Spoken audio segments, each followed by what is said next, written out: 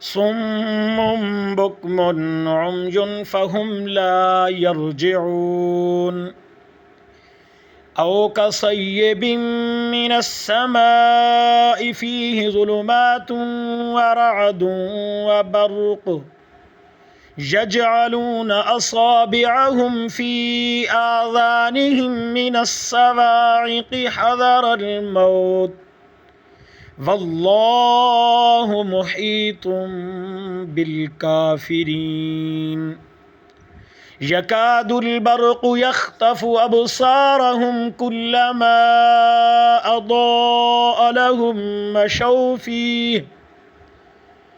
مشوا فيه وإذا أظلم عليهم قاموا